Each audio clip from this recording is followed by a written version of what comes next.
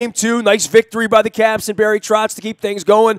We'll be up late from Anaheim all week with the Orioles. We'll be up middle of the night through hockey, because I'm sure a couple of these will go to double and triple overtime like our friends from Winnipeg did the other night. Luke Jones, however, has been glued to all things purple. It has been all football all the time. The tears of Ozzie Newsome, the emotions of the Ravens, the hyperbole of John Harbaugh saying this could be the greatest draft ever. Luke, I'm going to put it to you and leave it to you, but, I mean, there's plenty to talk about here. The Ravens are relevant in a way that they haven't been since the knee in London, I feel. I feel like Lamar Jackson is on the tip of people's tongues. Yeah, I don't think there's any question about that. Whether you agreed with the draft pick or not, whether you are happy about it or not. Can I let you know in 5 years? Yeah. Well, okay. I think the big key is more like 2 years, quite frankly. Fair enough. Ozzie Newsome, to your point, John Harbaugh, and I understand it. Emotions were very, very high Saturday evening. I mean, anyone who had a chance to check out the video that the Ravens posted of the War Room after Ozzie made the call for his final draft pick, he gets a standing ovation. I mean, it was very nice. And deserved, yes. Yeah. Oh, yes. Absolutely. Regardless of how the last few years have gone or how concerned you might be about the direction of the franchise or any of that, you can't take away 2 Super Bowls from Ozzie Newsome. You can't take away 10 playoff appearances over a 15-year period. I mean, it speaks for itself. But John Harbaugh saying that he thinks this is the best draft the Ravens have had in his time. Boy, that's Sarah Huckabee Sanders type of stuff for me. I mean, like, whoa, pump those brakes, bro. Come on. You just don't know. I mean, look, the funny thing about this draft is people praise it because they address so many needs, and understandable. I get that. I was someone saying they needed to draft tight ends and add a couple receivers, even though I would have liked to have seen it earlier than they did, but that's beside the point. But I go back to 2015, and that was a draft that was the ultimate check off the boxes. Think about it. That was the year that they lost Torrey Smith. They lost Owen Daniels, who was their main tight end the previous year. It was the replacement draft. Right. They traded Haloti Ngata. They lost Pernell McPhee. And what were their first 4 picks? Rashad Perriman, Max Williams, Carl Davis, and Zadarius Smith. Everyone loved it at the time. And I even went back and found quotes from the Ravens brass. They loved it. Every team loves their draft. You're never going to hear a team say, oh, we really think we did a lousy job this weekend. You don't find out until a couple years later whether you did a really good job or whether you potentially set your franchise back for 5 years. So the example I used as I wrote about this at WNST.net is you can look to the 2003 draft. Ozzie Newsome took Terrell Suggs, who's going to be in Canton one day. I think most of us think that at this point in time. Maybe not 100% certainty, but it looks like that'll be the case. But if you ask Brian Billick what he remembers from the 2003 draft, what will he tell you? Kyle Bowler. Why? Because Kyle Bowler ultimately cost him his job 4 years later. So we'll see. I mean, it's certainly from a standpoint of the Ravens being relevant, from a standpoint of the Ravens garnering headlines. I think even fan buzz here locally, you either have fans really fired up because they thought Joe Flacco was the biggest problem that the Ravens have had. And look, they're entitled to their opinion about that. We've talked about it. Joe hasn't played as well the last few years. There's no disputing that. But on the flip side, then, you have a lot of people who are angry that they're perceiving it that the Ravens are making Joe Flacco the scapegoat here sooner than later. So it's definitely it was definitely a fascinating weekend on so many different levels. But regardless of whether you like the picks or not, you got to tip the cap to Ozzie Newsome. In general, ultimately, though, we'll see if this final chapter ends up being something that enhances his legacy or kind of furthers the legacy of the last 4 to 5 years of maybe not being up to par compared to what it was earlier in his career. All right, well, let's go one by one here for through all of this, and let's start with Flacco, okay? Because that is the beginning and the end, right? And I walked through the harbor on Saturday, sort of unwittingly, right? Like I forgot that the Ravens were doing this festival down here. They don't advertise it on WNST. I didn't really see it out in front of me everywhere. I mean, I even drove out there on Friday to do the press conference and didn't even think oh, they're all coming down to the Harbor tomorrow, and Flacco's going to run around, and Pitt is going to be down there signing autographs, and they're going to bring these two kids down there and run them around for everybody. It's the first time they've done it at the Harbor. The Brigade were playing, and we know the Brigade are sponsors of ours. By the way, they play on Friday night. The Philadelphia Soul will be in town, and Ron Jaworski's going to be here pimping that earlier in the week. By the way, I had a good time down at the indoor football game. That kid, Randy Hipper, can throw the football. Like, they're very skilled. I mean, there's only 65 guys that play the sport, right, or whatever. They're really, really skilled. But I went down there, and I left at about 1:30, 1:45, and I saw on my timeline that players had been down there, and I went down to see the Flacco thing. And I'm having Evan Washburn on, who was handling the podium. He said Joe's going to have an impromptu press conference here in a couple of minutes. And I'm like, what? And then I look over, and Jameson and Schmuck are there, and I'm like, what? And then I tried to get behind the line, and every usher's like, I know who you are, but I can't let you hear because you don't have a pass. I was going to the Brigade game. So I didn't wait it out, and I figured, you know what, what's Joe going to say? I'm pissed I won out? No, I mean, that's just not who Joe is. But I don't know that Joe's going to bring bonbons either, because Joe's a pretty competitive guy who once lost a job to Tyler Palco, whatever the hell his name was.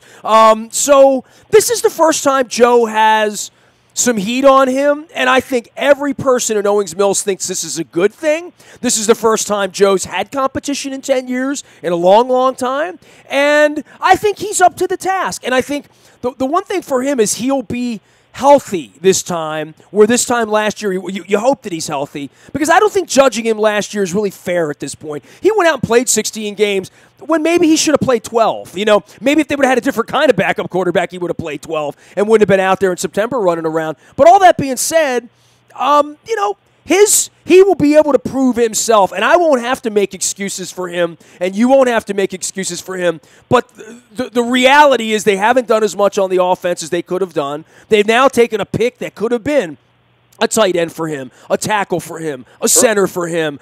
And by the way, if they think he's going to play next year, it's legitimate to say, well, you gave the 2 away for next year too. So you gave away a rush edge for in next year's draft, or a corner in next year's draft too. So if this kid can play, great. But the jury is out on this kid, right? I mean, like, every single team in the NFL passed on him. Now, you could say whatever you want, but every team that needed a quarterback took someone else. And this team has a guy who won the Super Bowl, and a guy who has 2 years in a row done offensively everything they needed to do to get to the playoffs. It was the defense on the field when things turned on them in the last game of the year. So, you know, I would say for me, I will wait. I have no rush to judgment on this. I have a feeling this kid will be the next quarterback. I have a feeling he'll be exciting. But I also feel like he's a rookie quarterback that was the 5th best quarterback in the draft. My expectations are not that they just brought in Andrew Luck or Peyton Manning. I mean, Lamar Jackson, and I got to pump the brakes on this, is so far from a sure thing that every team in the quarterback needs a backup quarterback. Every team in the quarterback needs a starting quarterback. Only 8 or 10 of the teams are really happy, including the Ravens, who drafted their replacement. So I know we want a Messiah around here, and certainly we want that in Hayden Hurst, too, Hayden who, right? We forgot about him, too. But the Lamar Jackson mania thing here is really for the fans, right? It's really to get excited about all of this hope that only exists when he gets on the field and can actually do it against the Pittsburgh Steelers, which I don't think anybody in the league believes he's ready to do right now.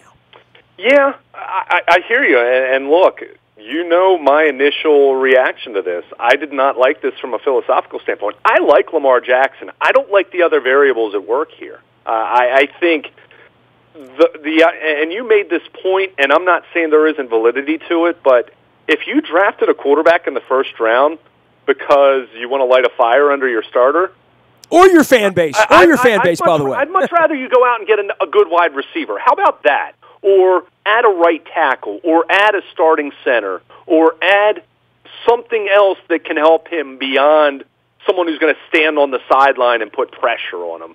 That's not a good use of a first-round pick.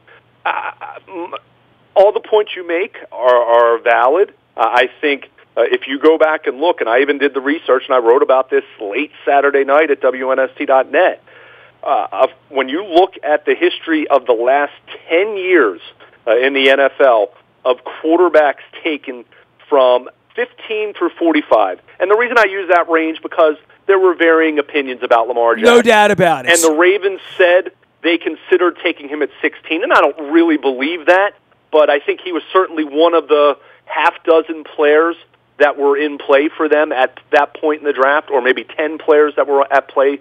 And then they traded back twice, and then they made the trade with Philadelphia to move up to 32. And by the way, we'll get to how brilliant their draft was from that perspective, right? From a value perspective, that's where you can't question Ozzie. It was an unbelievable weekend from a value perspective. I think so, yeah. I mean, ultimately, value doesn't mean anything if you don't pick the right player. But nobody could do more with the capital they had than what they did. They maximized. But going back to what I was saying, from 2007 through 2016, so we're talking there, and I use that because that covers the new CBA that began in 2011, that limited practice time, which is another big factor that I'm going to get to in a moment. Also, how much money they get at the top of the draft, too. You know, that was a whole different deal taking Matt Stafford and Sam Bradford when you got to give them $80 million to walk in the building. You know, it was. Yeah. But of the 17 quarterbacks drafted 15 through 45th over that 10-year period, guess how many spent just more than one full season as a starter? 7. Guess how many are present-day starting quarterbacks? 3. Andy Dalton, Derek Carr, and Joe Flacco, at least for the time being. So that's right. So you're not talking about and look, we know that any quarterback is a risk, even if you pick number 1. Ask the Cleveland Browns. I mean, I think it's always a risk, but history of recent history specifically says that if you're aiming to get a franchise quarterback, it better be a top 10 pick, and this is not a top 10 pick. The problem is, and this is where I struggle with this, and I'm going to have a major problem if Lamar Jackson isn't ready to play next year from a value on your roster standpoint, because when you pick 32nd, that should be a player that typically you can find a player that's going to start and be a solid contributor from day one or very close to it, and you're hoping that's someone who has a chance to be a Pro Bowl player one day. Now, it doesn't always work out that way. I understand that, but this is where I would much rather have seen them go out and with their second-round pick, or if there's another player that you really love to help out Flacco at another position, be bold and move up then. I'm cool with that. Or hold on to that second-round pick, use it on a receiver or whatever else, an offensive tackle at that point instead of taking Orlando Brown in the third round, and then you have your second-round pick next year. So as I keep coming back to not anti-Lamar Jackson, I'm intrigued. I'm very interested to watch him play. But that said, you have now a salary cap situation with him if you decide to trade Flacco next year or cut him next year, $16 million in dead money. So that's not going to help build a roster around him. The Ravens no longer have their second-round pick next year. That's not going to help build a better roster around him. And there's still the question of, is John Harbaugh and his staff married to Lamar Jackson long term? Do they have? Is Steve Bisciotti married to John Harbaugh if the team goes 6-10 this year? Right. So my thought, bringing this back to Jackson, if let's say Joe Flacco gets hurt, or let's say 3 guys on their defense gets hurt. Long story short, they miss the playoffs. Is Steve Bisciotti truly going to make a change, and then Lamar Jackson 1 year into his NFL career is starting over with a new coaching staff? I feel like that's putting him behind the 8 ball right away. So my issue is not Lamar Jackson. My issue is the timing and the variables elsewhere on this football team. And I also think, to your point, as far as fans being electrified by this, and look, I understand it. I mean, anyone who watched him play at Louisville, he is a special athlete at the quarterback position. He's a better passer than a lot of his detractors do want to give him credit for. But that said, there's work to do. But at the first sign of Flacco throwing an interception, the offense going 3 and out 3 or 4 times, and that's going to happen. This is the Ravens we're talking about here. The Ravens offense doesn't flourish. That's just the truth. But at the first sign of something like that happening, what are you going to hear at the stadium? Everyone loves, the backup quarterback that's viable to the slightest level, which the Ravens haven't had that, so we haven't heard clamoring for Ryan Mallett or much clamoring for Tyrod Taylor until he left town. And you didn't hear those calls for John Beck back in the day? Yeah. And, I mean, Matt Shaw, remember he was here. I mean, we don't even know who the backup quarterbacks have been here the last 10 years because we haven't had to worry about it. But you know very well from this day forward, starting in week 1, the first sign of the Ravens offense struggling, you're going to hear fans clamoring for Lamar Jackson, and got the potential to get ugly in that way. So I hope Lamar Jackson succeeds for the Ravens' sake. By the way, it gets ugly on Harbaugh. It will be ugly for Harbaugh when he has a quarterback dilemma that he ain't ever had in his career as a head coach. To sit around and say, John, who's the starter this week? You use that first-round draft pick on this kid. He's exciting, right? I mean, offense is struggling, John. And look, John doesn't get grilled at press conferences. We're there. This isn't Philadelphia or New York or Boston. I think we've all learned that around here based on the baseball team. But I think from the fan base is very agitated around here to begin with. So this sounds good, and everyone's stirred up, and there's interest. But I want to see how that percolates, and whether the team is 5-2 or 3-3 or 3-4 or where they are. Because all the points you've made about you used the first-round draft pick on this kid, you gave away your second next year. Joe Flacco better not be the quarterback next year, right? Kind of, sort of, right? Well, and it's not. To me, it's much more if he is, then when do you make that jump? Because the other issue to the point I was making a little bit earlier, with this collective bargaining agreement, you don't see early round quarterbacks sit for long. You just don't anymore. And there are a couple reasons for that. Because they're not there for 15 years, right? People are impatient. Teams are impatient. And in most cases, when you draft a first round quarterback, you don't have a franchise quarterback. So that's a big part of this. However, the part of this that I'm really looking at and wondering is you don't have practice time like you did 10, 15, 20, 30 years ago, where you had all this practice time, even during the week in the regular season, that you could give your backup quarterback reps. And you had enough time to kind of evaluate young guys and give them some meaningful practice time to, quote, develop them. In this day and age, with the amount of practice time you have, guess who gets the reps in practice at the quarterback position? The guy who's playing on Sunday. So my thought is, how do you make that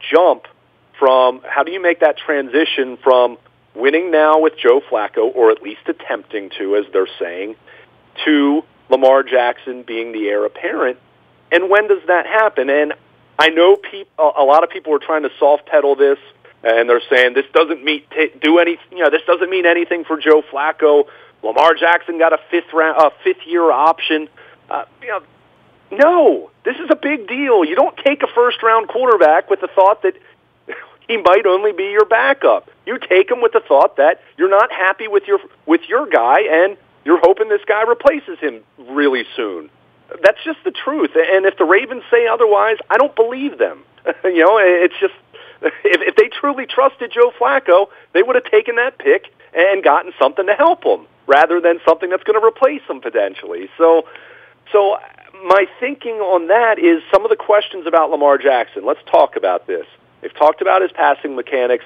That's correctable. And some of his footwork gets sloppy at times in the pocket. That's correctable. Something that you do wonder about his accuracy, which is better than some detractors have given him credit for, but it's still a question in the same way that people have talked about that with Josh Allen a ton. Well, Brian Billick's going to be here later in the week talking about Kyle Bowler's accuracy in college. And, I guess time solves everything. 15 years later, Brian reads it as, if you're inaccurate at college, I probably shouldn't draft you. That's probably something, to your point, how much work can you get? Well, you're working your ass off at college, and, you couldn't get the ball on a dime in the ACC or whatever. How are you going to do that against the Patriots on a Sunday night? And the other issue he has, and this is an even bigger concern for me, not specifically to him, but how you get him to improve if he's not playing, there are a lot of questions, and Greg Cosell at Yahoo did an outstanding job of breaking down Lamar Jackson. Anyone who's not familiar with him, if you're not a big college football fan, didn't watch him more than a couple times, Greg Cosell, who I think is among non-football executives, non-general managers, non-scouts, people of the media world, I think he does an outstanding job breaking down players, telling you what they're good at, telling you what the questions are about them. One of his questions about Lamar Jackson is, how does he function in the pocket with pressure? Can he, is he able to slow down his game clock? Is he able to slow down his clock internally when everything is speeding up around him? And guess what? You can't simulate that in practice. You just can't. That's something that you're not going to know until a kid gets out there and plays. And that's why this whole idea of playing Flacco now, trying to win now, and then saying Lamar Jackson's, and they're not saying he's the quarterback of the future, but this is different if their quarterback were running some kind of offense that would look like Lamar Jackson does. I mean, I saw Marty Morningwig up there holding his press conference on Friday, and he's so awkward to begin with, and it's such a weird deal. Sure. You know what I mean? It's kind of a weird deal, Yeah, and it's important to point that out. That's Marty's personality to begin with. Yeah, but now you're going to have two completely different kinds of quarterbacks that you are now going to have to assimilate into one offense where you're expected to go out and win 11 or 12 games this year. And I don't know how much effort they can put into Lamar Jackson when, let's see, the Bills are on the schedule this week and the Bengals the next week and the Broncos.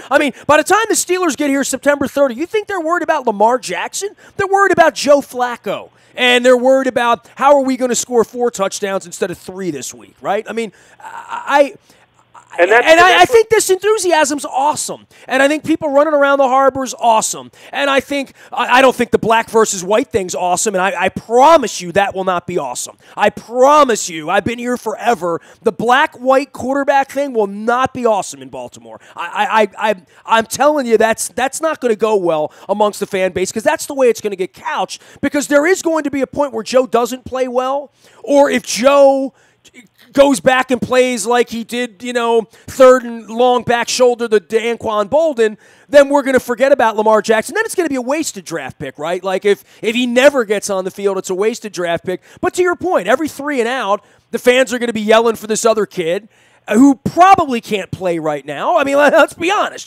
They were to if Joe Flacco says, I'm done, I'm retiring, Lamar, here are the keys, this team's going to go 3-13 this year. I mean, that's just...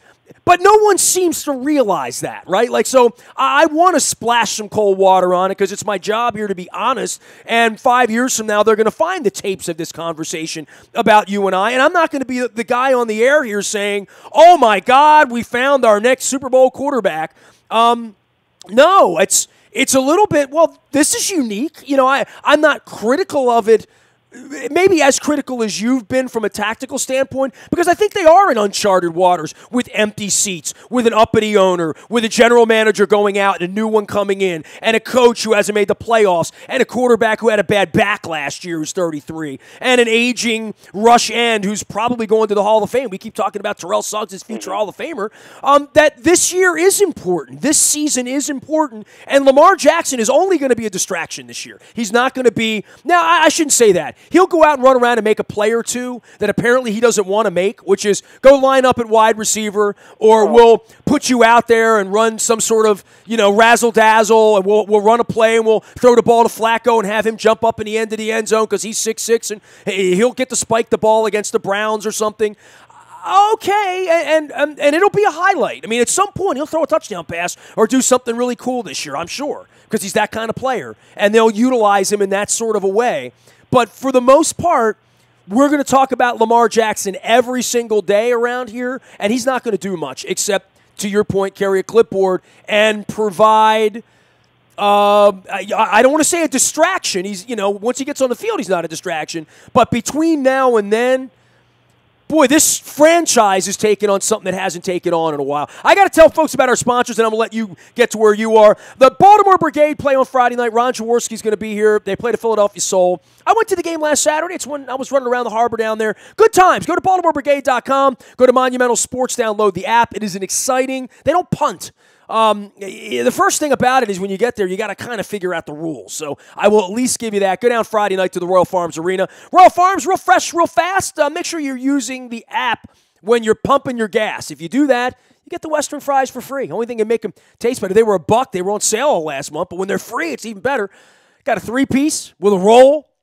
Royal Farms, real fresh, real fast, our great sponsor. Also on Thursday, the Be More Positive Community and Charity Series continues. It's all brought to you by Howard Bank, where they have a relentless commitment to being the best at everything they do, as well as our friends at Cole Roofing. I'm drinking my Rofo Kona Blend out of my Cole Roofing mug here this morning. Billy Cole will be here. He's excited about Lamar Jackson. I think we can all be excited about it, but I think from a tactical standpoint to throw it around and argue it through. Go ahead, Luke. I know you had more for me on the Lamar Jackson as distraction versus what they're really going to get out of him on the field over the next 12 or 24 months, because Joe Flacco would be a massive, massive cap hit to this franchise next year.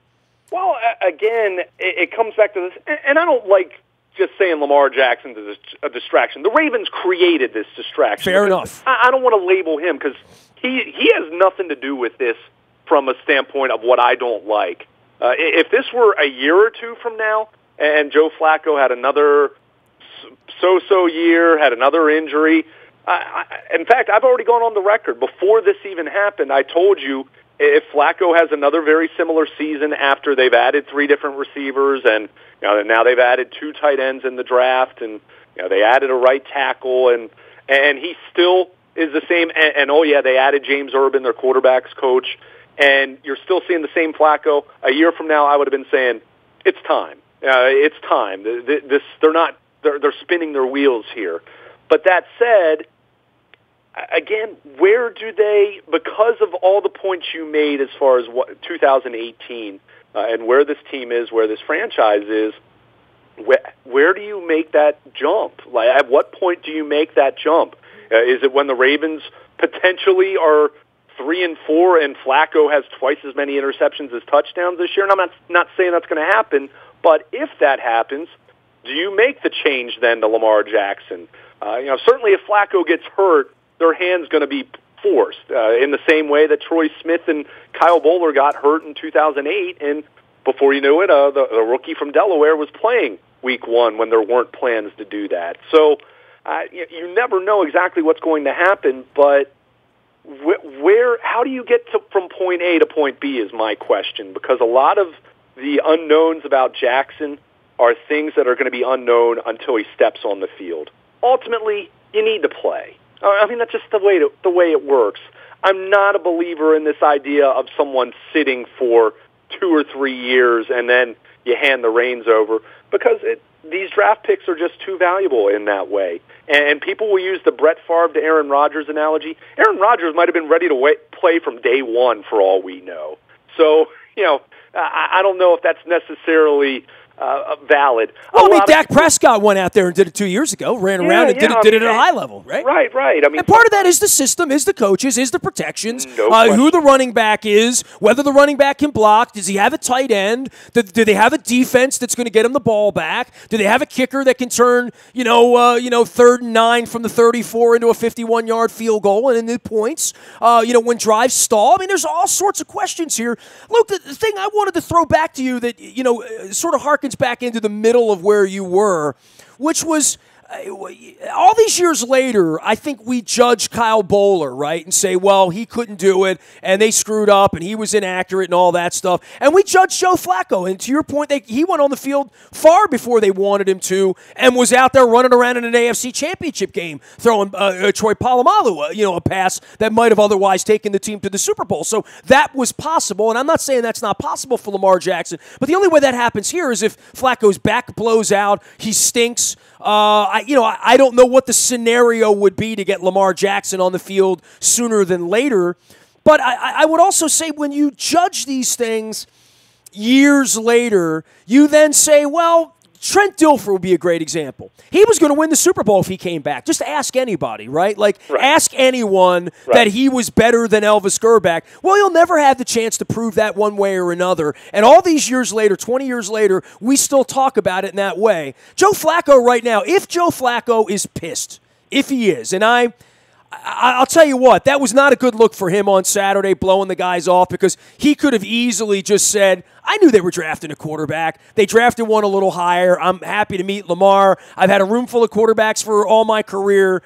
I'm looking forward to meeting him. He could have said that. He didn't. So not saying that really leads me to believe that Joe is having the same conversation that you and I have had for the last 15 minutes, which is, am I going to be on this team next year or not? If I go out and throw a lot of like, you didn't help me. You haven't helped me in 5 years. You gave away the 2 for next year. You didn't get anybody on the offensive line for you. On and on and on. And you look at these drafts, and Ozzie and Eric would look back and say, we lost Ray Lewis and Ed Reed. We had to replace them, right? Like, that's what we were trying to do. That's what we were chasing in 2015 and 16 and 7, and all those other drafts. Now, all of a sudden, when the book is written and it's all over with, they're going to say, Flacco stunk after that Super Bowl or whatever. And then you're going to look down and say, well, are you aware of the cap money? Are you aware of the picks that they made? Are you aware of the running back situation? Are you aware that Ray Rice cold-cocked his wife in the elevator in the middle of his career? So there was all of this stuff that happened through here, but Flacco has a legitimate argument that they have not really catered to his side of the ball. That's for sure. And if he is pissed, well, I don't think anybody there is concerned. He's got $100 million of their money. He's their quarterback. Go out and win 12 games if you're pissed. So I think there might be a little bit of that. But the turmoil part of this is something they've now welcomed in, and they're going to have to manage all of it. Yeah, I don't think there's any question about that. And to your point, I mean, if I'm Joe Flacco, I am feeling a lot of those things. And let me be very clear about this. Joe has been an exemplary teammate. I mean, he's been that guy that everyone likes. He's worked well with everyone in the locker room. Doesn't mean he's best friends with everyone in the locker room, but you get my point. I do not expect Joe Flacco to be a jerk to Lamar Jackson by any means. That said, do I expect Flacco to go out of his way, explore every avenue to try to help this kid, knowing that this kid was brought in to take his job? Probably not. That never goes well. Right. I mean, yeah. I've heard so many people use this example of what Kansas City did last year, and I just want people to stop. We have no idea if what Kansas City did over the last year is going to work, or it might completely blow up in their face if Patrick Mahomes can't play. We can't point to an example of something and say, look what they did. Well, we have no idea if it worked. So to that point, I think they're definitely, the Ravens are definitely in a position where this thing could really be a headache, and this thing could be a really bumpy road on so many different levels, ranging from a mere missed opportunity to improve the roster. And if Joe Flacco goes out and has a renaissance, and I'm not saying he's not going to be the guy he was in the 2012 postseason, because he was never that guy before that point in time. Everyone, Joe Flacco in his first 5 years was always a quarterback that was relatively, maybe slightly above average statistically, but we know that he always shined in big moments. So I don't expect him to be 2012 postseason Flacco, but it's reasonable to expect him to, if they're going to consider holding on to him longer than next year, he's got to be at least the guy he was in 2014 under Gary Kubiak. And if he is, and let's say you couple that with Lamar Jackson not developing as rapidly as they think, and let's say they hold on to him next year and Joe's the quarterback and Lamar's the backup again next year, then you start running into that territory of when do you make the transition? Or if you're not going to and you internally discover that, oh my goodness, we don't think this kid can play, then at the very least, you've squandered major opportunities to improve your roster elsewhere and hindered your ability elsewhere to make yourself better. And that's why I always go back to Kansas City last year. Yeah, they made the playoffs with Alex Smith, but can you imagine if they had taken an elite defensive back in that first round? especially knowing that Eric Berry ended up tearing his Achilles week 1.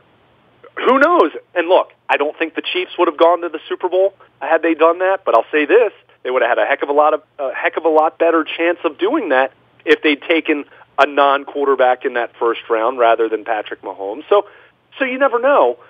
But the Ravens, if that plays out and Flacco has a renaissance and or Lamar Jackson doesn't develop and he's suddenly what Christian Hackenberg's been for the Jets, where it's very clear that they think he can't play because they've never even given him as much as a snap, then at the very least, it's a major missed opportunity to help your roster. On the flip side, if you do make a change and jettison Flacco, whether it's via trade or just releasing him next offseason, or even 2 years from now, if you want to throw that possibility in, and then Lamar Jackson completely can't play and is a complete bust, well, guess what? You're not just talking about failing to improve your roster there. You're talking about jobs potentially being lost under that scenario if you move on from Flacco and the next guy can't play. And that would have been true whether it was Lamar Jackson or Mason Rudolph or whoever you want to throw into that equation.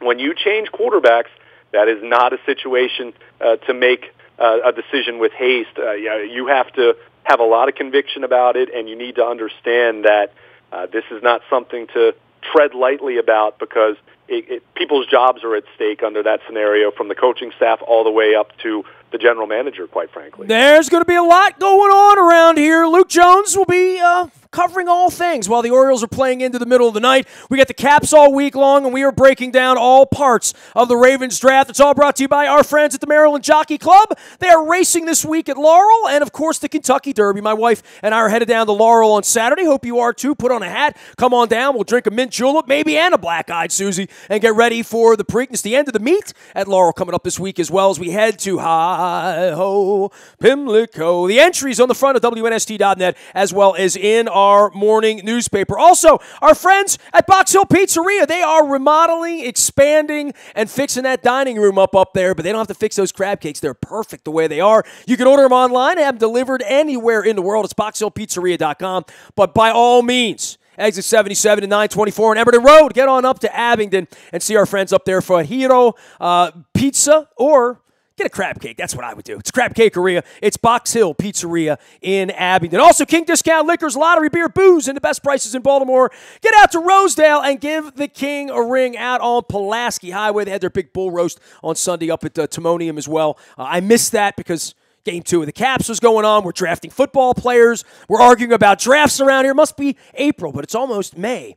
And we're going to have Lamar Jackson throwing the football around here. Rookie mini camps, regular mini camps, OTAs, passing camps, all ahead. It's football season in May. This is what an 8-20 start to the Orioles will do for you. I am Nestor. We are WNST.net, AM 1570, and WNST Towson, Baltimore, and we never stop talking Baltimore sports.